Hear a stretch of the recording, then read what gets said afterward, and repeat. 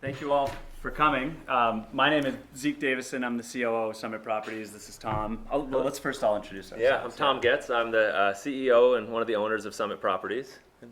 And my name's Michael Busher. I'm the principal landscape architect and owner of TJ Boyle Associates. We're landscape architects and land planners, and have been brought on for the design portion of the project.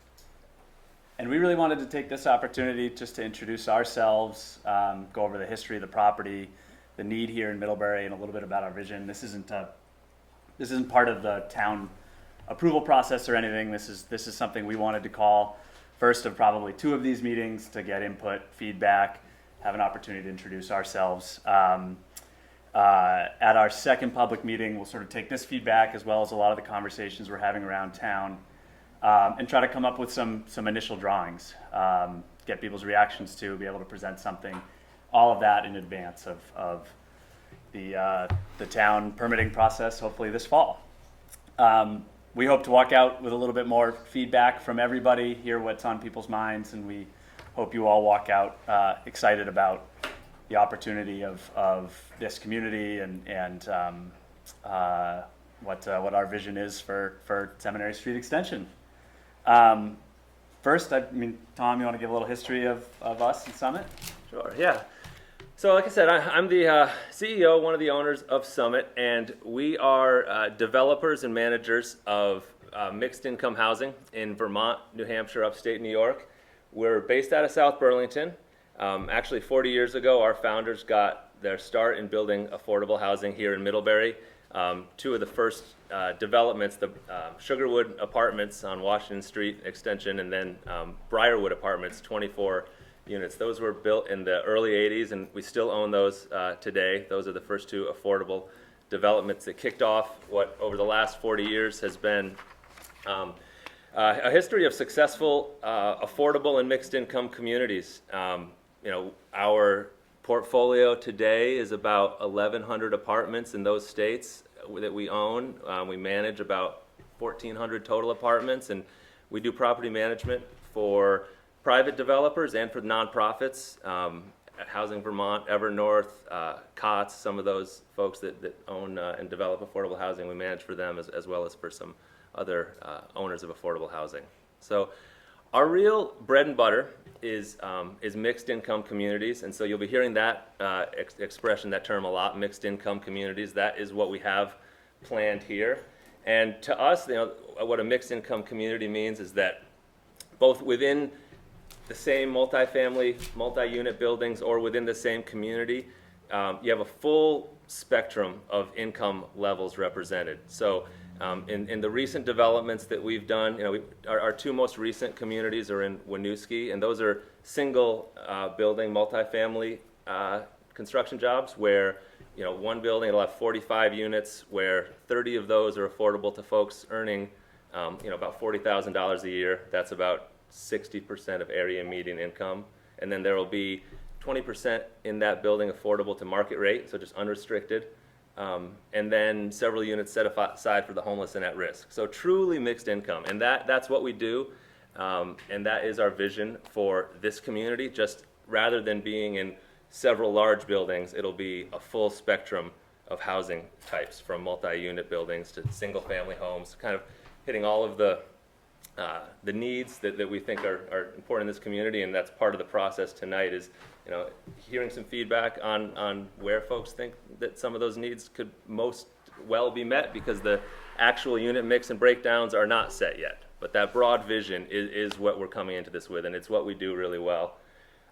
One of our specialties is, in order to make a really successful mixed income community, it takes a lot of federal and state money, just to put it bluntly. You can't do these types of projects and have that affordability without being able to navigate the many sources of affordable housing financing. So that's one of our real specialties as developers, is working with the state and federal agencies who allocate this money. It's all highly competitive, but it's essential to making these communities work, and it's what we've been doing really well for. Well, I've been with the company 11 years or 10 years, and we've been doing it overall as a company for over 20 years in a lot of large-scale, small-scale communities across Vermont, New Hampshire, and a little bit in New York. You know, one of the things we take a lot of pride in our communities is that you cannot, you know, tell the difference. If you go to any of our communities, we have a large number. We have about 900 units of independent senior. We've got family properties that are not age restricted. And if you go to one of our communities, you wouldn't look at it and say, oh, you know, those are the affordable apartments. Those are that's you know that's low income. You know, we take pride in when you come to a community, you can't tell that it's market rate. You can't tell that it's affordable. It's mixed income, and that is, you know, it's also self-serving, because to be mixed income, it means that we have apartments, we have units that need to be desirable to folks that are just looking for a nice apartment. So we have to have that whole community has to meet those standards. It's important to us, and it's also one of the reasons that we are successful at what we do, is that we take a lot of pride in that. And just one last point, then we'll get into this. Oh, yeah, good question. You referenced a place on Washington Street Extension. Sugarwood Apartments, 12 units. Yep. Can you? Peterson Terrace. Okay, that's Yeah. right. And is that mixed income? That one is not. So that was built in the early 80s. There's been a big shift in the priorities for development of new affordable housing, where the idea that back at that time, it was a lot more common for the new developments to be primarily or 100% income restricted. Everything that we've built in definitely the last 10 years, and I think in the last 20 years, has been fully mixed income. But some of the original builds from the 80s that we still own are fully affordable. Yeah. So the last point I just wanted to bring up, and we'll talk a little bit more about this tonight in terms of, as it relates to this project, is just our commitment to energy efficiency, and buildings that are, and everything that we've built in the last 8 years has been fully electric heating and cooling. So with energy efficient mini splits, the performance standards that we've built all of our communities to, they exceed the base code, and they meet it's referred to as the Efficiency Vermont High Performance Tier, which just means a high level of energy efficiency, air sealing, insulation, Energy Star appliances. So that is our track record, and that is our commitment. We're not here saying that we build 100% fossil fuel free communities, but highly efficient electric heating and cooling.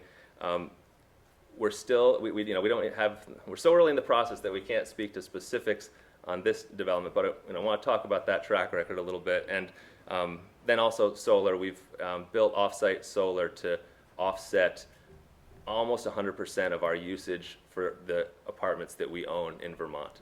And so we have a commitment to energy efficiency that we will definitely bring to this project. So that's the overview of who we are. And then I think I'll turn it to Zeke to talk a little bit about some of the specifics of this project. Do you guys that are outside want to come in? I don't think we have any more chairs. We might have one more chair, but it might be more comfortable heat-wise out there anyway. All right. Well, thank you all for coming. If you're here, you probably know this parcel. I can't quite tell at the background from this angle, but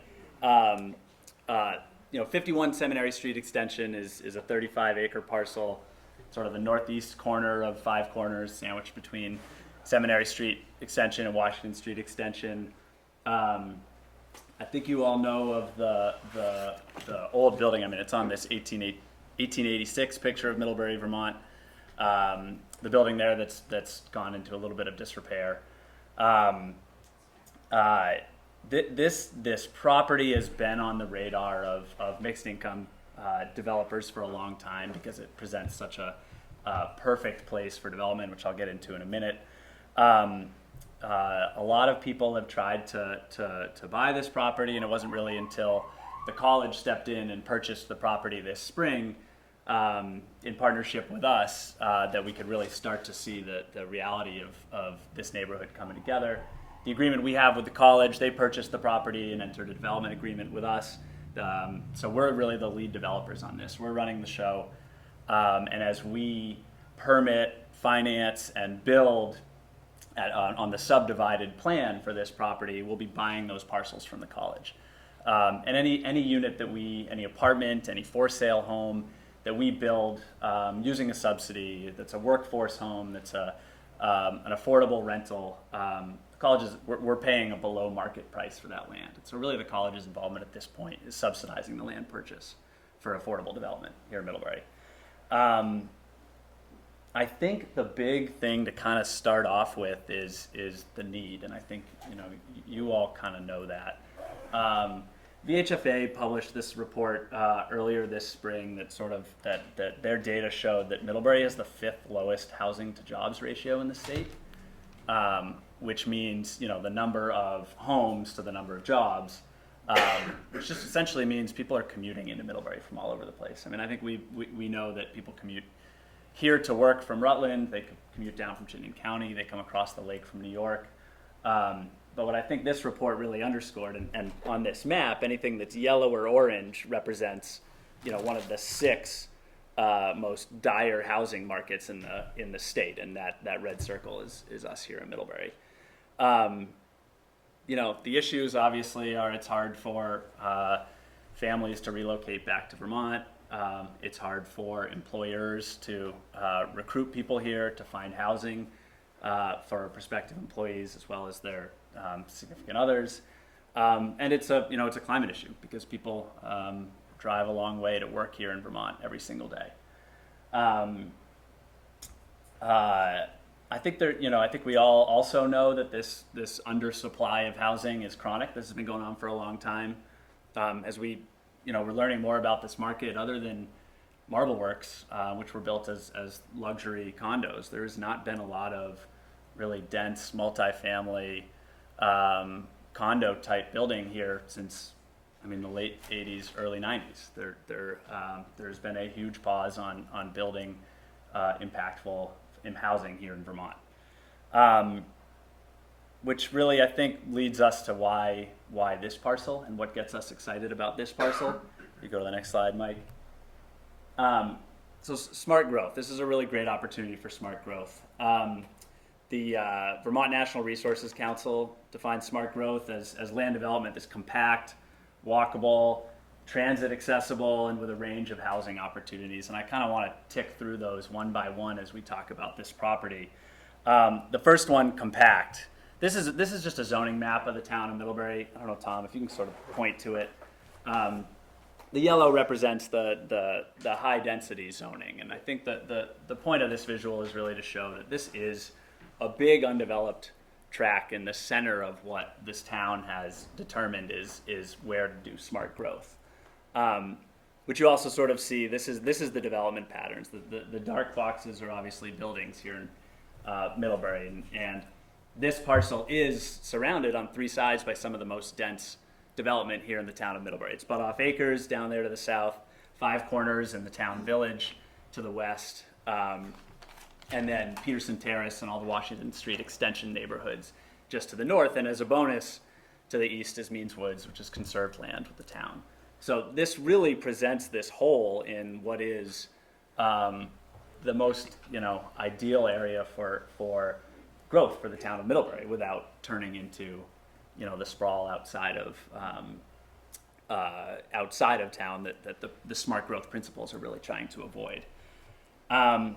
Walkable, I think, is the next slide. Yeah, so the entrance there, which is sort of in the middle of the Seminary Street entrance that we sort of do for illustrative purposes here, is under a mile from all of the nice town amenities that make this town great, including half a mile to the co-op, to Shaw's. Mary Hogan, I think it's just over half a mile walking through quiet residential neighborhoods. And there are already town sidewalks. There's some town infrastructure that goes up Washington Street to any potential entrance here, and we'll get to some of those in a minute, and down Seminary Street extension to all the way to Valley View Road, right. Transit access. I'll show one thing on this too, just one more. This blue line here, this represents the 1/2 mile buffer from the designated downtown, and that 1/2 mile buffer is just an important part of the Vermont designation. When Vermont designates a downtown area, the 1/2 mile buffer is used in the planning world, at least at the Vermont planning world, as the ideal locations for the dense residential development to support the designated downtown. So when this downtown was designated, that half-mile buffer just kind of is another exemplification of why this meets those smart growth principles. Transit accessible. TBT already has a line that sort of surrounds this lot, and talking about extending that public transportation access into the neighborhood is something that will definitely be on our mind. I don't know if there's anybody here tonight from TBT, but we would love to have that conversation as we go here, because the access already is great, and the way you guys are able to provide that here in town, being able We're to glad you're thinking it at the beginning of the project. walkable, bike ped, public transportation. When we talk about smart, dense development and climate impact, those are really the ways we think about access and flow. And so yes, that'd be great. We'll meet afterwards. And then a range of affordable housing opportunities, right? That's sort of the last principle the Natural Resources Council defines as smart growth. This is the traditional neighborhood development bylaw that is part of the zoning change. And so with the zoning change that's going through the town right now, this would be the regulation that we would be applying. We'd be applying under, and it's pretty restrictive on a lot of things in order to maintain the principles of smart growth that we're committed to and talking about here. And one of them is the variety of building types. The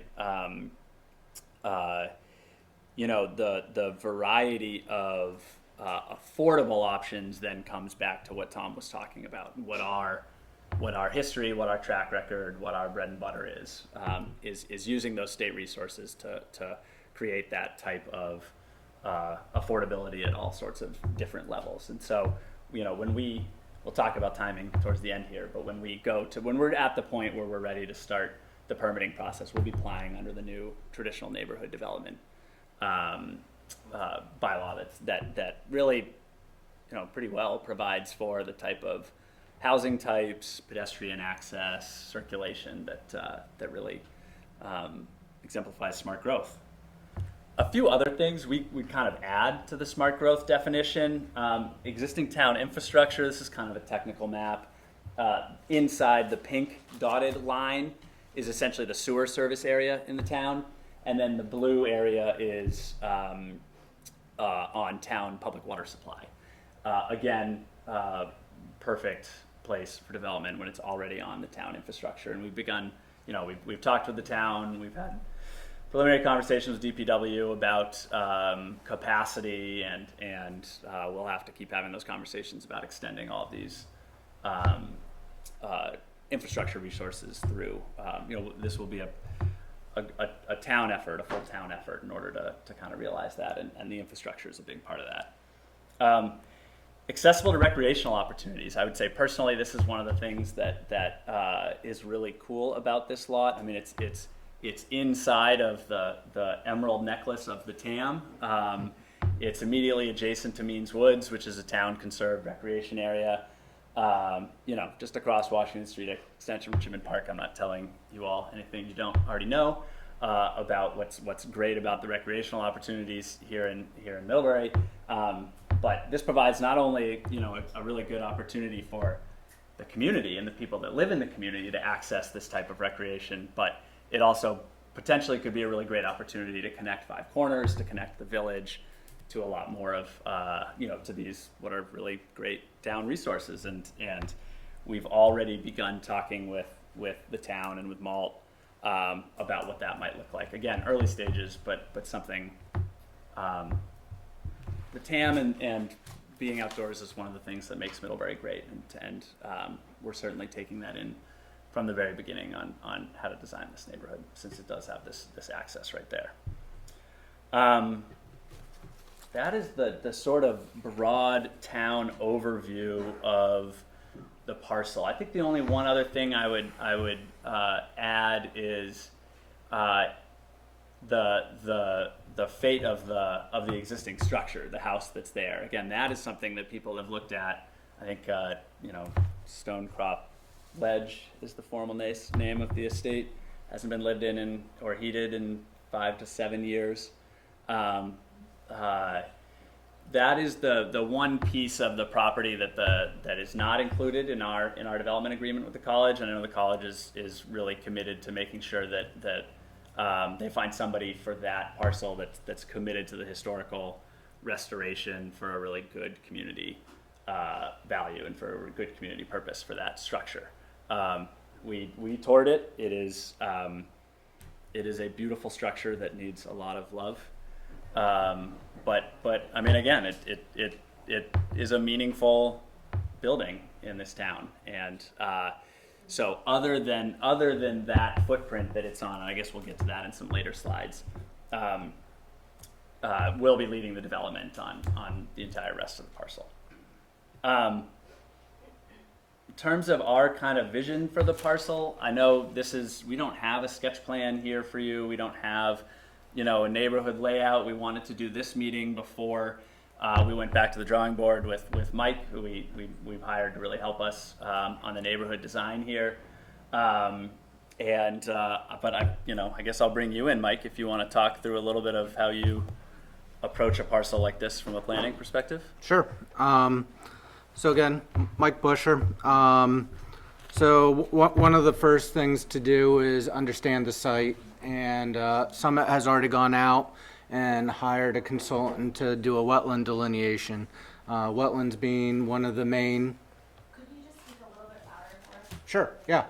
So wetlands being one of the main items that is fairly restrictive to development. Specifically, it was known that this site had wetlands on it. There can be other major constraints.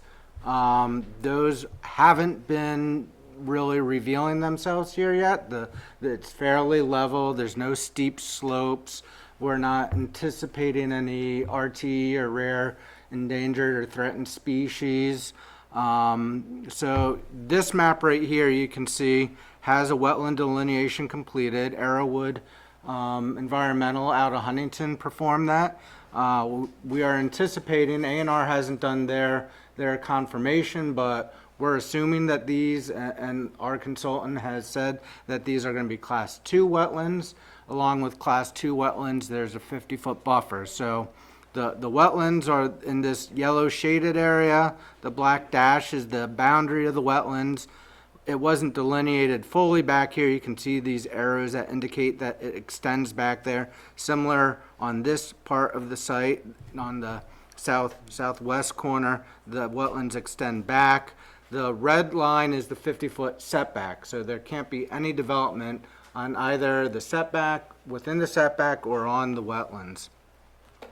So we take that information and we bring it to the next step to see what is the developable area within the parcel. So this parcel is a little over 35 acres, and you can see here we're highlighting the areas that have development potential. So there's a very small fragment up in the northeast or the northwest corner, and that's about northeast. Your instincts are Sorry. right. Yeah. I have to be, I feel I'm facing south sort of, right? Yeah. And we have a larger, the main area is right in the center, slightly over 11 acres, and then around the existing house, there is an out parcel on the corner, but this is the existing residence or the existing structure right here that we're assuming is around an acre of land will be reserved with the sale of that piece. So there's an additional 3.8 acres over there. The process that we're going to go through now is we're going to work with Summit, and we do a lot of layout. My firm in particular does a lot of layout, master planning communities in Vermont, mixed use, which is both commercial and residential, mixed housing, which is similar to this project. So it's a variety of income levels, housing types. So we're talking about single-family residences, duplexes, townhouses, and smaller multifamily buildings. We're not talking about a 60 or 50 or 60 unit building, but we're probably talking some of the structures being more in the 20 to 30 unit number. and maximum low rise, so low rise 3 stories maximum. We look at the site, there's a lot of push right now in Middlebury for traditional neighborhood design. So if you can think about 80s development where you sort of pull off the street and you go into a parking lot and you access your building, it's really not incorporated into the rest of the community. This development will be really incorporated into the rest of the community. There'll be a block layout that's prescribed with the new TND.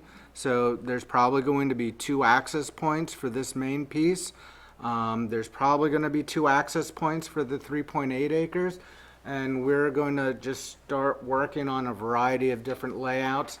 It's going to be really important for us to respect the surrounding development, so we don't have things that are out of scale, out of character next to other single-family homes in the area. And we're going to present plans to Summit. We're going to refine those plans, and we're going to come back here in a few months to get some additional feedback. We'll take all that feedback, and then we get to the very first part of the local permitting, which is called a sketch plan application, which it's not a whole lot of engineering. It's basic layout, and that's for the town to really have the first chance to review the project, give feedback before there's a lot of time and money spent engineering plans. So that's really a flexible point of the project. So additional feedback can be taken, and that's worth noting. That then becomes the town process, right? That's when the town planner's office, the development review board, in a few months after we've had another one of these meetings, we start to do some of the sketching and think about what public subsidies available to help with the infrastructure, to help with the housing. That's when then the formal public process that will also happen in this building starts. So one of the things, for smart growth, we're looking at base densities around 8 units per acre for the developable area. That's about the minimum that the project would be looking at. I think current zoning is 12 acres per unit for the entire parcel, which we're not even thinking about approaching the number that equates to. But it's not dissimilar to other surrounding development in the area. There are examples nearby that approach those same numbers. When you really look into the surrounding neighborhoods, there's a lot of townhomes, small multifamily buildings that approach that. So, yeah.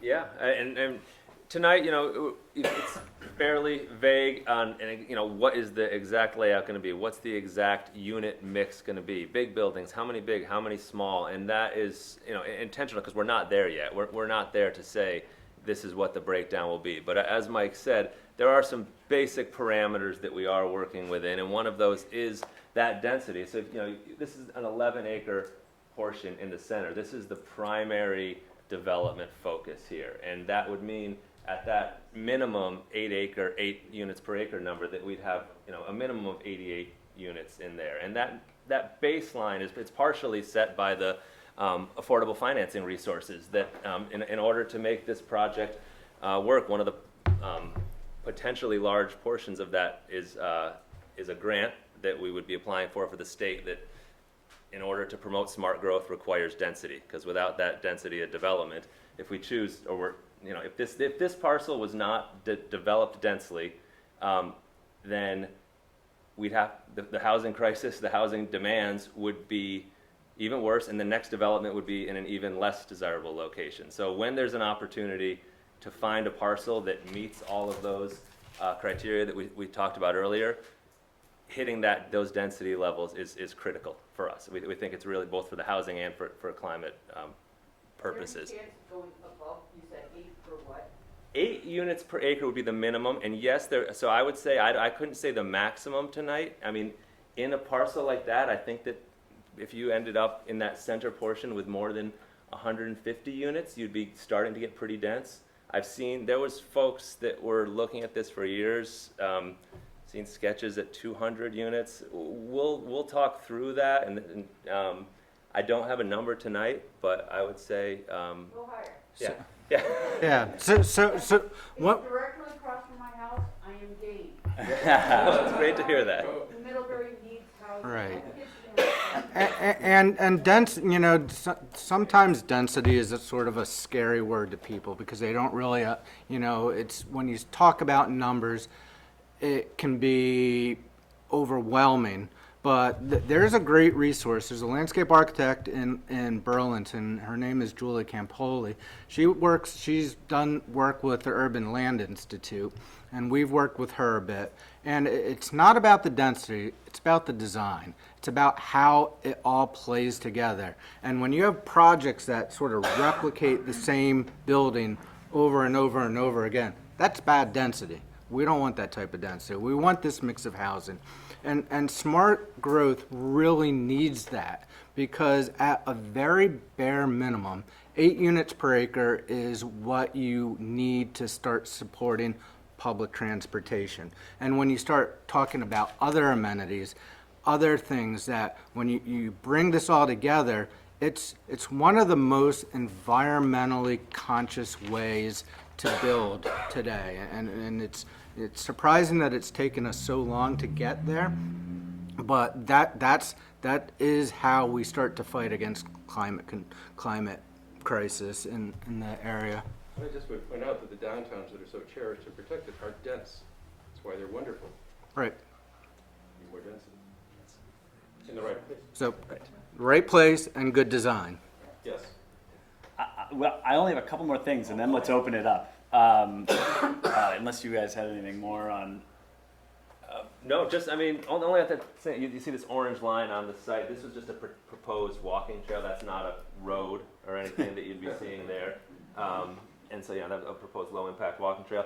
Up here, this is shown as 1.4 acres. We have no plans for that right now. It would require a wetland crossing, as you can see.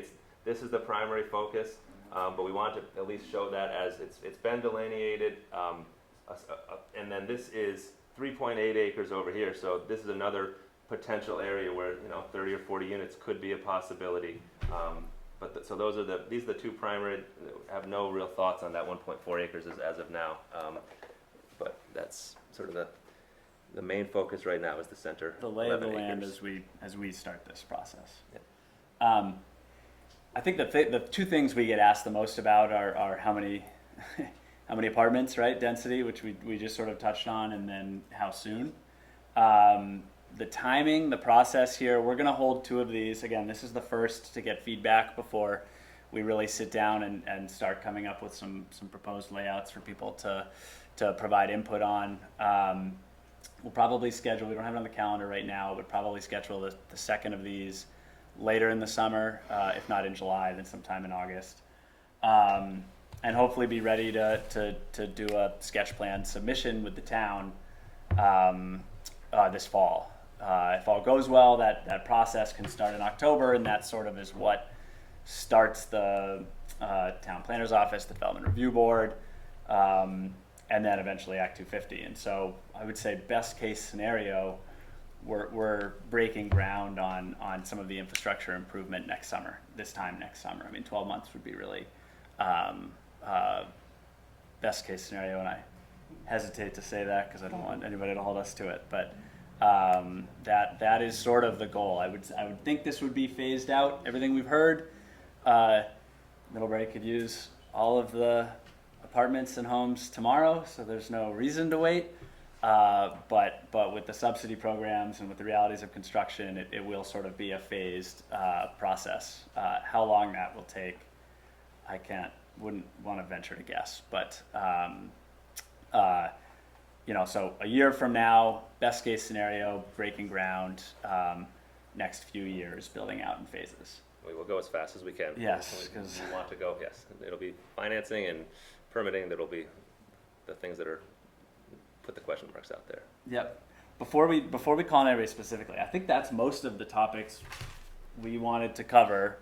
Yep. I don't know if there anything else that took longer than we thought we were going to take. Sorry, but I think the rest. The point now is for input. I think we again want to walk out of this room with some good ideas for us to take back to the table, and for you all feeling and knowing this is going to be a community effort. Some of the programs Tom was talking about that have some of that minimum density, I mean, those are public-private partnerships with the town. We're going to be working a lot with the town on a lot of the applications. Town support is one of the things that really makes these projects successful, both as you go through permitting, but then also as we apply for the subsidy resources. So whatever we can sort of answer as honestly as we can with our crystal ball, we want to try to do in the next 25 minutes before they kick us out.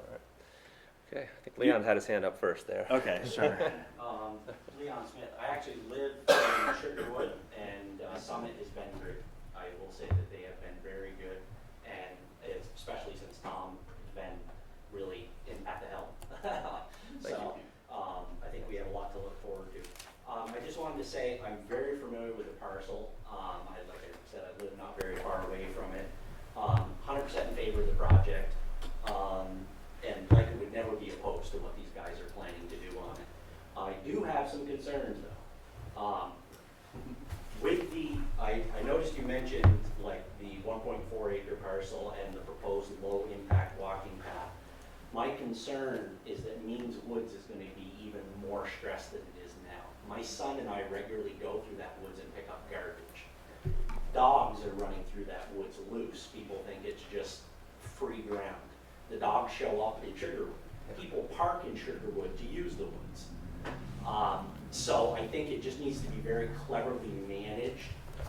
Information needs to be very prominently available to what people can do in those parcels. People are making their own trails, they're cutting trees down, they're putting tarps up, they're doing a lot of stuff. So I'm just kind of concerned if we pop another 80, 90 people next to it and we've got 80, 90 potential more folks who maybe 10 or 20 are now using their dogs and that we put undue stress on Means Woods and on that area there. So I think some clever design and management there I think would be great. That said, I'm also a little concerned how we're going to get traffic on that corner figured out. And I know a traffic study will probably be somewhere in the works. That will be, yes, Right essential. now, I know they're digging up that whole street and I had to do quite a detour to get down Washington Street today. But that corner has always been a problem, and working with the folks that live on that corner and potentially coming up with some clever ideas that the town can come up with how to better manage that. It may be a light, I don't know, is probably going to be a necessity. Yeah, and that will be a traffic study, and traffic will be a huge part of it. Yes, absolutely. The last thing I wanted to bring up is, and I know it will never happen in Middlebury, I would love to see something akin to a Singapore HDB style development where we actually make full use of the parcel. Because what's going to happen in 10 years is somebody going to come along and they're going to develop the co-op insurance parcel. And then they're going to develop the next parcel. And we're going to look like Shelburne. We're going to look like every other town where they start moving out and they start doing. I really would push it to the max developable level that it could be developed. And if that involves going to the town that's now doing some zoning bylaws and maybe goosing them to up certain things. I think three level is, I would be fine with 4 or 5. I just think that in a way it's saving the next meadow. And if we have a deficit now of housing, and if we don't think forward, it's just another meadow that gets chewed up. Honestly, that's what I think. So that's the last thing. I agree. Appreciate it. This to the max. Seriously, there is not enough space in downtown that we're going to be able to get through. So we need to maximize this to the. You had we your- have to be looking 30 years down. You had your hand up. I'm sorry. Yes. I ignored you a few times. Yes, thank you. I'm Anna Burns. I've heard a good presentation so far, but I'd like to delve a little bit more back and forth with you about how you're establishing the need for the mix of units, not architecturally, but how many low income, how many moderate income, how many upper income, and how many market rate. How will you be looking at what the need is? How will you determine what the need is? Because you know what? You can build any damn thing right now, and it'll rent and sell because there's so little available. But to be responsible, you should look at what the actual need is. Yeah, that's, How are you gonna do that? yeah, no, that's I have a, some ideas about what you would do, but. I would agree with the second part of what you said, which is, I don't think that there could be a wrong answer in terms of the need is so high in every one of those categories. Market rate rentals, affordable rentals, for sale, market rate, for sale, affordable, or workforce housing. Our goal, and I don't think you could go too high in terms of the number of affordable units, but it will be capped by the amount of affordable resources that are available. And so our broad brush vision would be about half and half. Half market rate, half with some affordability restrictions. The affordability component, it's going to be multiple resources that we're applying for simultaneously. So one of those will be the resources to do affordable rentals. And there's basically an annual cycle of funds that are given out to fund the affordable rental portion. There's another pocket of funds that we'll be applying for separately, which is the affordable home ownership options. I don't want to be rude, but you aren't answering my question. So, Which was, how are you going to determine the need? I would say we've determined that the need is extensive in all of those categories. So what we've said to ourselves is a fairly even mix by starting with the place of apply for as many of the affordable resources as we can. And if we were able to win all the grants that allowed us to make 50% of this community affordable, which would be, it's highly competitive across the state to get those, I think that would be fantastic. There's really little chance that we could get more than half of this community to be in that middle income or affordable segment. I'm sure you're right about that, but I just want to caution you about something, which is, you alluded to it earlier, that a lot of people work in Middlebury, both at the college and at the hospital and some other places too, who do not live in our community. Some live in places that, where the census numbers are some other world, right? New York State. And it's a big deal to the agencies that you're gonna talk to, that you can demonstrate that your need data is actually sound, okay? You're gonna lose that argument about what you give them and what you want from them if you don't have good data, right?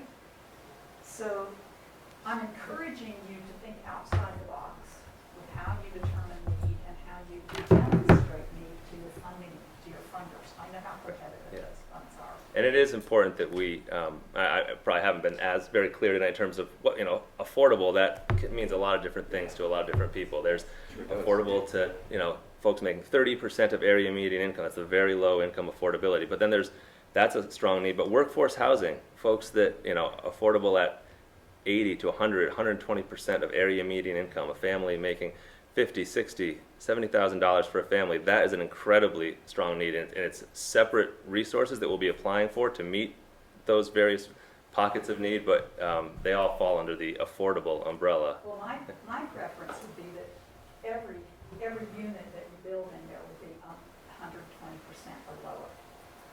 Because you're not, first of all, you may have a housing bubble by the time this is done. You may have different, more, you don't know what the future is going to be 2 years from now. What you should be looking at is a sustainable number to meet the actual need. We know what the actual need is because a survey was done last summer, a year ago. And it included people who live other places. You want to live here. Want to live in, Yeah. Right. Prefer to Who live here. want to live here, Yep. who work here. And another thing, I didn't mean to cut you off, I'm sorry. That's okay. I was going to say another component is building, even building modestly sized, efficiently built market, with no subsidy, that provides the opportunity. Again, that's where we get into density, that sort of economies of scale. That provides a really good opportunity of something that we're not necessarily calling affordable or workforce, and that it doesn't receive a subsidy to build, but can still, gives that spectrum of affordability levels. The last thing I would encourage you is to work with ACEDC. I sit on their board. I've been working in affordable housing for more than 50 years in various places, from the feds to different states to the local places. I've worked in the area of homelessness and the intersection of homelessness with mental health and substance use disorders and how you make people whole. ACCT doesn't just manage the buildings they work with supporting the people. So I think you would probably be best served if you worked with an organization very, very closely that knows the community. You've got umpteen people on the waiting list that we know who they are and what their needs are. And we can help you. We can be an effective partner with you. And we can work together and have a better project if we have more information to go on. Completely agree. I mean, we have been in touch with Elise through this whole process and spoke with her the other day. Elise Schombacher is the executive director of ACCT. One of the first affordable applications we plan to put in later this summer for that missing middle 80 to 120% workforce AMI housing. We hope to partner with ACCT on some shared equity component. But I think you should partner with us for our support services as well. I think that this is one of those times where like everything has to be on the table to create, you know, every town resource to create the type of community that I think we're all largely in agreement this town needs. So hear you on that. Well, yeah, so, right there. Thank you, Anna. I'm an architect with 40 years experience. I just wanted to say that the site constraints will tell you as much as you can do. But then the mix comes from you. Right. Yep. And the need. Right. Yep. Yes, sir. Can you foresee perhaps setting aside a few lots to support the efforts of Habitat for Humanity, which feeds into the affordable housing and the need? Yeah, I think that is, you know, we've only so far had the conversation with ACCT about how some of these for sale income restricted affordable homes would work, but Habitat for Humanity is another organization that does a fantastic job on that model. So yeah, absolutely. Yes, sir.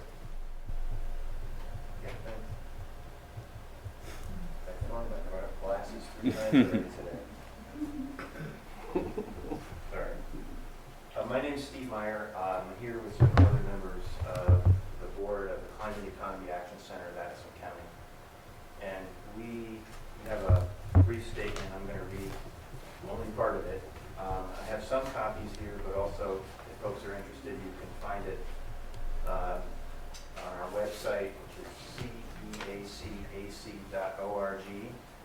And at the bottom of every page, pretty much, you'll find recent posts. It's basically a blog post where we posted this also, so folks can see the details that I don't talk about tonight. But I am going to read some of it. We took some care to put the language together.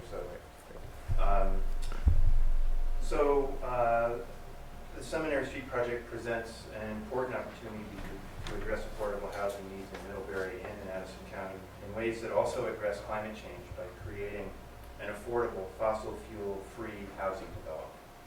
We welcome the opportunity to work in partnership with you and of the other partners to pursue this goal. Here's why.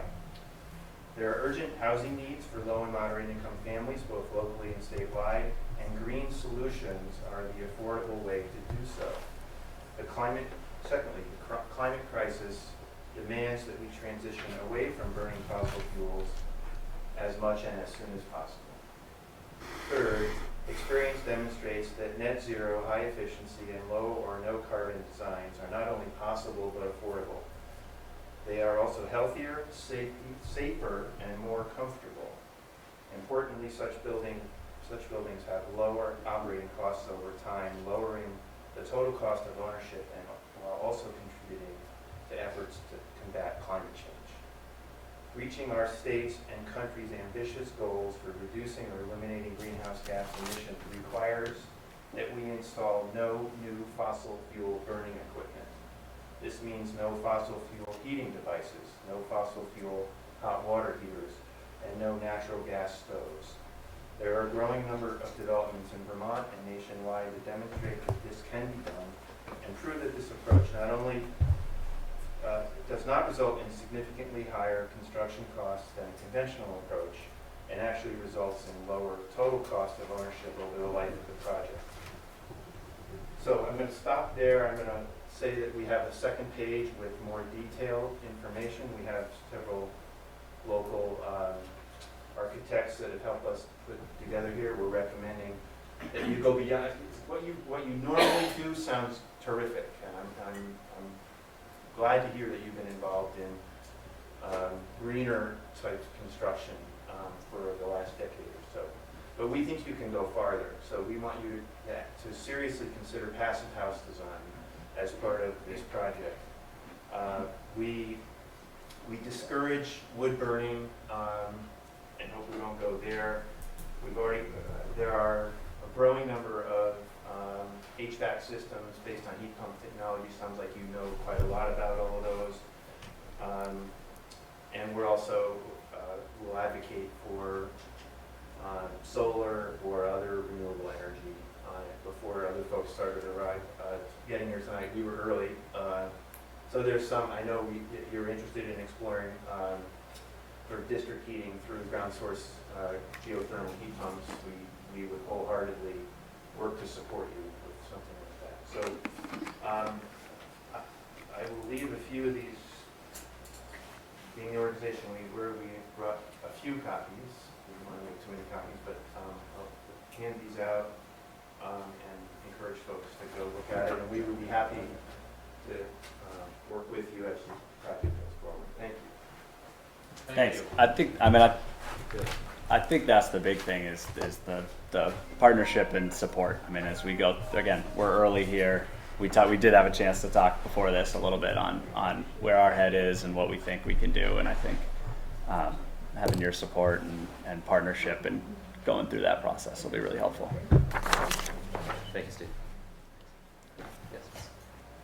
You've spoken about individual units and their composition and the different ways you will do that. How about community resources? For example, you have a large number of people living there. Will there be playgrounds for children? Will there be other things that this group of people can take advantage of in any way, shape, or form? That's a great question. There definitely will be. Yeah. There will definitely will be community amenities. What that mix is, I mean, it would be lovely to hear if folks had strong feelings about things that they want to see. But yes, playgrounds, parks on site. As this It doesn't need to be fancy or enormous. Right. It just needs to be space that can be shared, and the people that live there can do things together. Yes, that is a very important part of this component. And next time, Especially children.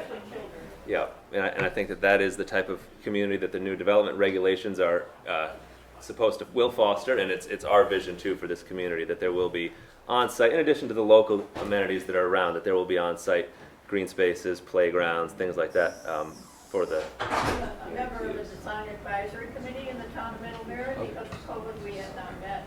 I suggest you request a meeting with our committee. We can have a design if you want feedback about their design professionals in the area who are very interested and knowledgeable about the town of Middlebury.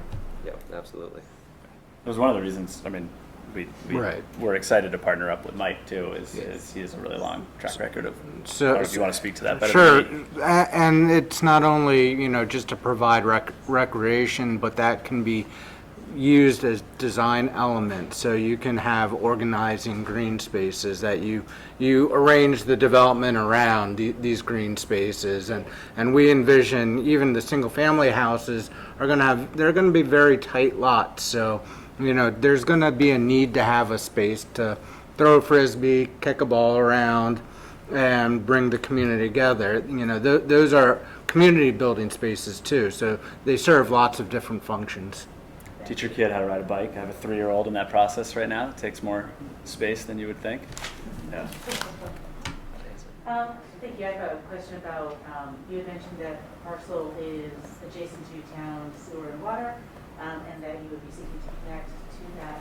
And you mentioned that it would take a whole town effort to do that. Are you anticipating needing to come to the voters for a bond to support the connection of infrastructure?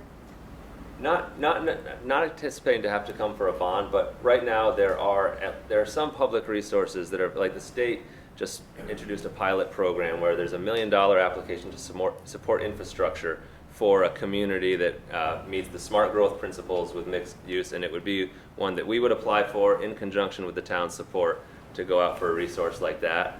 Another one of the requirements is, public-private partnership and the community coming together around that type of improvement project.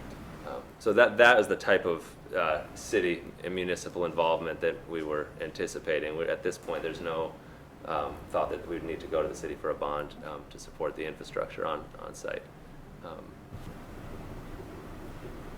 Yeah. I'm sure you've talked about consulting with the town on sewer capacity, but we have other public services that you have to be aware of the impact on those. And I'm sure part of the town review process will be covering those. But I'm wondering, is this strictly residential, or can you envision, say, space for childcare?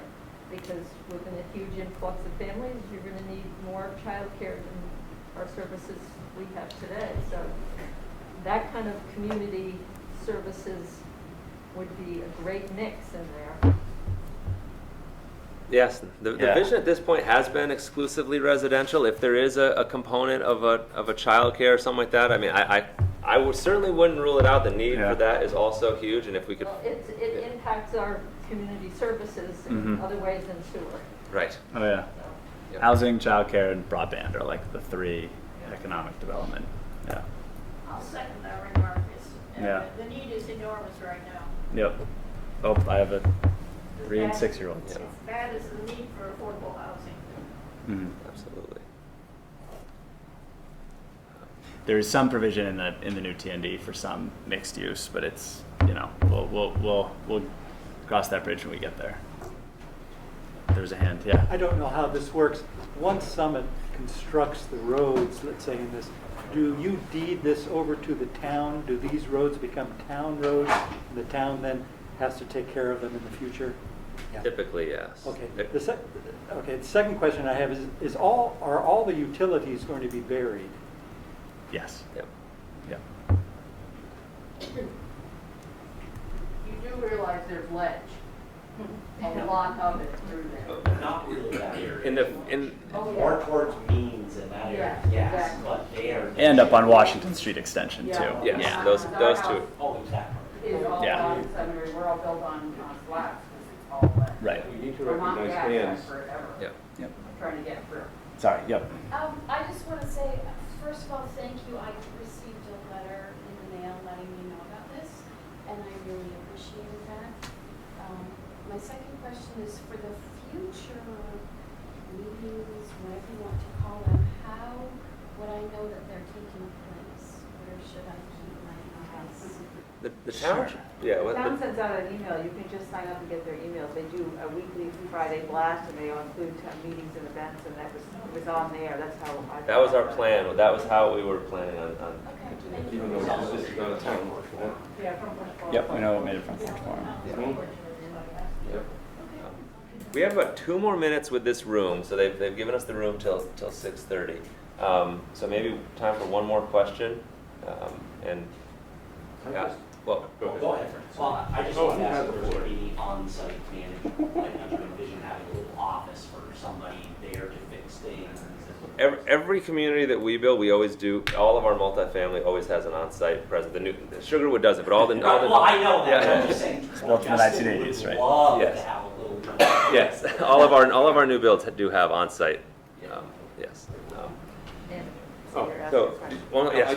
just want to get definitions right. Thanks for, we talked the other day with John Barstow. Yes, sir.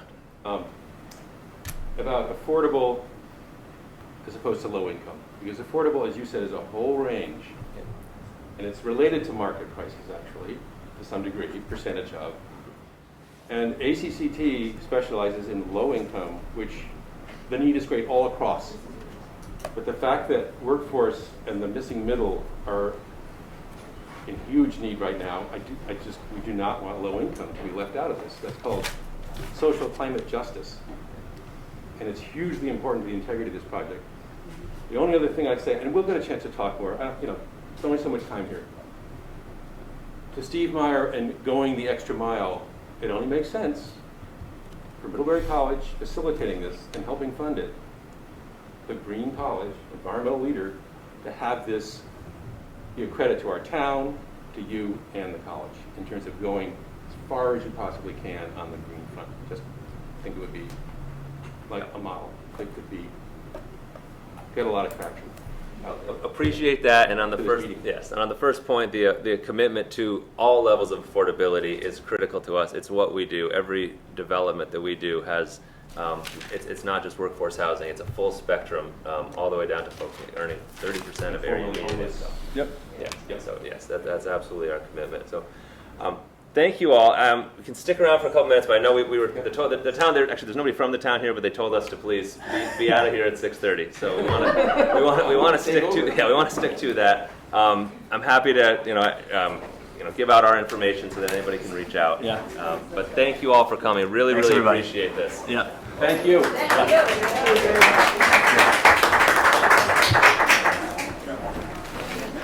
Mike?